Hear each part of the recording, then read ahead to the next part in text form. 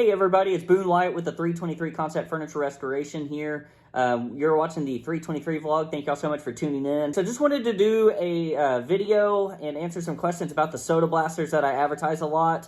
If you've got some questions or want to see videos, I'll put a link right here of a demonstration of the video I use, and I'll probably do a couple examples throughout this video where you can watch the tool in use. But I get a lot of questions about this tool as far as what compressor is required to use this tool, because that's obviously the large investment. These guns don't cost, even more than $100. They're pretty cheap, but you obviously need a good compressor to run this gun. So that being said, I'm going to do a quick video and jump into what kind of compressor do you need to be able to use this gun. So without further ado, let's jump right in and answer some of these questions. Okay, so the gun that I've been using most recently is, I hope I pronounced this right, it's Lelimatech.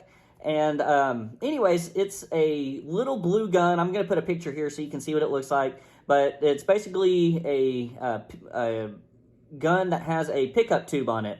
And I didn't start with that one. I used to use, just the gun by itself. As you see, this gun has a reservoir tank on top of it. And that works just fine if you're doing really, really small jobs. But I was doing, fairly large pieces of furniture, and I was constantly having to refill. So if you find yourself doing larger pieces, I would highly recommend this model over, just the gun itself. It's only probably less than $25 more, and you get the pickup tube. So, and you can use it both ways, so it makes sense to get this one either way in my mind. So, but this is the gun that I've been using, and a lot of people, like I said, a lot of people ask what size compressor do I use and do I recommend, and I don't really recommend a specific brand of compressor. I'll say that I invested in a Ingersoll Rand compressor. I got mine from Tractor Supply, and I did some research. So basically you really need to look at two different things. Unless you've got, a multiple tool shop and need it for multiple uses, multiple tools at the same time, you need to consider that as well. But if you're just looking to see, I'm only going to be using this tool at once, or I'm only going to be spraying my spray gun at once, you really need to pay attention to one thing. And here's the link. I did a screenshot. I'm going to attach it here for the gun specifications. All right, so you really need to pay attention to two different things. Is one, you look at the tool that you're going to be using. In this case, it's the Soda Blaster. And basically, on this link, as you go to Amazon to purchase this, and I'll put a link where you can find the gun, that's no extra cost to you and helps us, we get an affiliate benefit off of that. So if y'all want to purchase the gun, please use our affiliate link. And like I said, it's no extra charge to you, but just helps us out in the long run. So, sorry. Okay, so sorry, my dog was making a little bit of noise, so she's going to be a part of our video today. This is Charlie. She's a girl, like Charlie off of Top Gun. But anyways, this is Charlie. That being said, on the link in Amazon, when you click on the link to the gun, you can go scroll through there, and it shows you the specifications for the gun, what's required. And on there, it says that it requires 90 to 150 PSI with a recommended CFM of 7 to 12. So that being said, a lot of people don't really know what that means, but it basically means is your compressor strong enough to push out that much air to supply that air to the tool that you're going to be using. So that being said, you take that number and you go over to compressors that you're interested in. And in my research, I don't think I found one that was less than 60-gallon compressor that would work for this tool. Because tools like this, these spray guns, these blasters, they require a lot of output. So you're going to want a pretty powerful compressor. That being said, I would start with 60 gallons if you're just looking for the bare minimum, and go through the specifications of that compressor. So like I said, I did some research and found this Ingersoll Rand. Here is the screenshot for the Ingersoll Rand. And as you see on the specification, it supplies, the airflow volume is 15.5 CFM.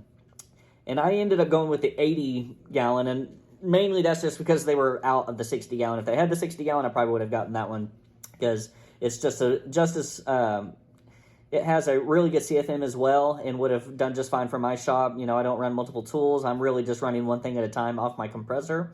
So as you see on this sheet breakdown, the maximum operating pressure is 175 PSI, But more importantly, as you see at the top here under the product details, it says that if you're running your tank at 90 psi, it can put out 15.8 CFM. So as you're looking for a compressor, you look through these product details and these specifications and just make sure that at the 90 to 150 psi, at 90 psi minimum, you're going to get at least that 7 to 12 CFM. It can't be less. Otherwise, your compressor is going to have a lot of trouble keeping up with your gun. It's probably not going to, it won't have the output that it needs to have. So pay attention to that. So that answers that question, hopefully. And next and lastly is, a lot of people ask me, do I need a filter and do I need a dryer? And the answer is absolutely yes. I have attempted to use these without it when I first started, and what ends up happening is the tip on the gun gets clogged and creates a lot of issues down the road. It doesn't necessarily do it right at first. It usually happens just a little bit down the road. It starts getting more and more moist in your airline, and moisture with soda especially is going to clog really, really easily. Those aren't not a good mix. So that being said, I'm going to put up one more screenshot, and this screenshot shows, you don't have to get this one specifically, but this just shows basically what it looks like. And this is a filter, a dryer, and a pressure regulator all in one. And you want to drain those. You want to read up on how to maintain these, because you want to drain these every so often to make sure that the moisture doesn't build up inside the filter and the regulator. So, but basically what this is going to do is going to make sure, one, you have clean air, and two, that you have really dry air. So those are super important if you're spraying a blasting gun or if you're spraying with a paint sprayer. So if you're doing a lot of furniture work like me, and you're looking to get into blasting, this is pretty much a must if you don't want to be shooting out contaminants or if you don't want to clog your gun. So I really hope this helps answer some of the questions y'all had. If you have any more questions, feel free to comment below, let me know, and I'd be happy to answer those. Or if I don't know the answer, I'd be happy to look it up and get through it. So if any of you are using the soda blasting gun and have any tips for the rest of the folks that are looking to get into it, definitely comment below. That's what YouTube community is all about. So all that being said, thank you all so much for tuning in. Don't forget to subscribe to the channel. Hit the like button if you enjoyed the video and think it might benefit others.